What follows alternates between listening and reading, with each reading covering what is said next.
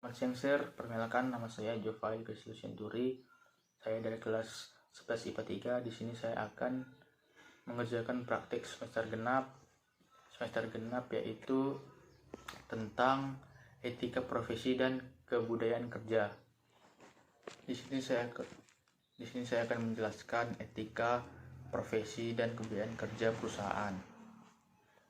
Di sini saya akan mengambil poin-poin yang sangat penting. Yang pertama ada pengertian etika.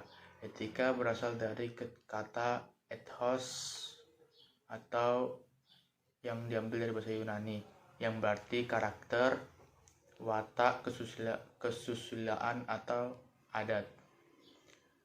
Yang kedua, menurut Kamus Besar Bahasa Indonesia KBBI, etika dijelaskan dengan membedakan 3 arti sebagai berikut. Yang pertama, ilmu tenang, apa yang baik dan apa yang buruk, dan tentang hak atau kewajiban moral atau akhlak. Yang kedua, kumpulan asas atau nilai yang berkenaan dengan akhlak. Yang ketiga, nilai mengenai benar dan salahnya yang dianut suatu golongan masyarakat. Setelah itu, etika adalah refleksi dari apa yang disebut dengan slave control, karena segala sesuatunya dibuat dan diterapkan dari dan untuk kepentingan kelompok sosial atau profesi itu sendiri. Setelah itu, etika dapat pula diartikan sebagai nilai-nilai dan norma-norma moral yang menjadi landasan sebagai orang atau masyarakat dalam berperilaku. Setelah itu, etika identik dengan moral karena moral menyangkut akhlak manusia. Misalnya seseorang yang melanggar nilai-nilai etika dapat diartikan bahwa orang tersebut melanggar nilai-nilai dan norma-norma etika yang berlaku di masyarakat, yang bisa diartikan juga tidak bermoral. Selanjutnya itu ada etika umum dan etika khusus.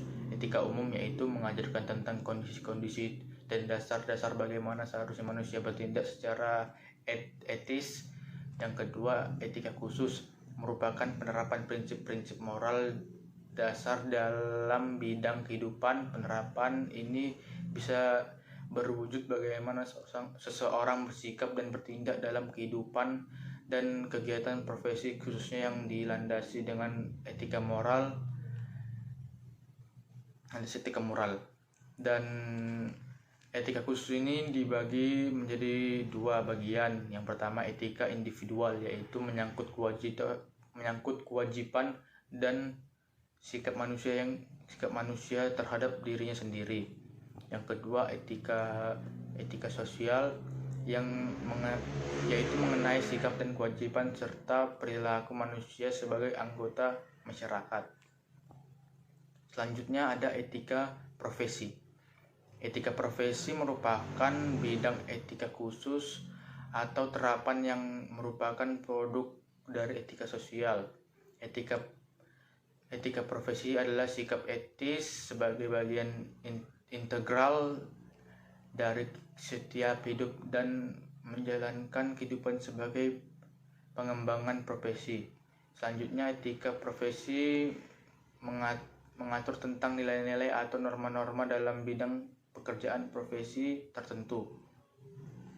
Etika profesi adalah konsep etika yang diterapkan atau disepakati pada tatanan profesi atau lingkup kerja tertentu. Contoh, etika dosen, etika mahasiswa, etika perusahaan, etika dokter, dan etika jurnalistik.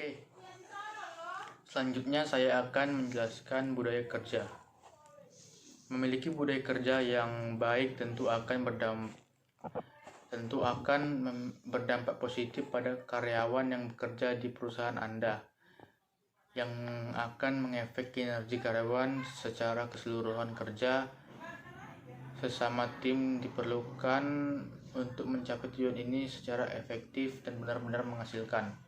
Oleh karena itu, penting bagi karyawan untuk merasa nyaman berada di tempat kerja sehingga loyalitas karyawan kepada perusahaan muncul.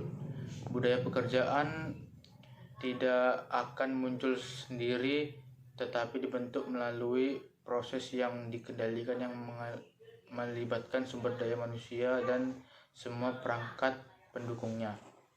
Dapat diartikan bahwa budaya pekerjaan juga merupakan kumpulan asumsi dasar yang dipelajari sebagai akibat dari masalah pemecahan perusahaan dalam proses penyesuaian. Inilah sebabnya mengapa budaya pekerjaan terkait dengan mentalitas karyawan dan ini akan mempengaruhi kinerja kerja karyawan. Yang pertama ada budaya klan. Dalam organisasi yang berkebudayaan klan ini, setiap anggota dalam organisasi memiliki rasa kebersamaan dan kekeluargaan. Para pemimpin atau pemimpin organisasi dianggap sebagai mentor dan bahkan sebagai figur yang bertindak sebagai kepala keluarga. Selanjutnya budaya autokrasi. Budaya organisasi jenis ini didasarkan pada energi dan kreativitas. Anggota organisasi atau karyawan didorong untuk berani mengambil risiko, bereksperimen dan berpikir di luar kebiasaan untuk menyelesaikan sesuatu. Selanjutnya budaya pasar. Budaya ini dibangun atas dasar dinamika persaingan dan pencapaian hasil nyata. Fokusnya adalah pada tujuan atau hasil.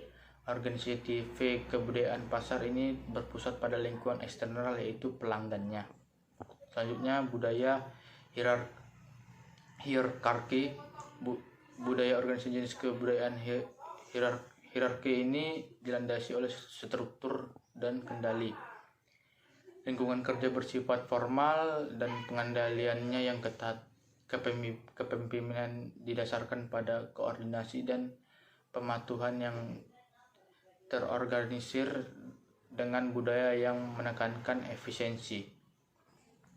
Sekian video yang dapat saya jelaskan tentang etika profesi dan kebudayaan kerja. Terima kasih.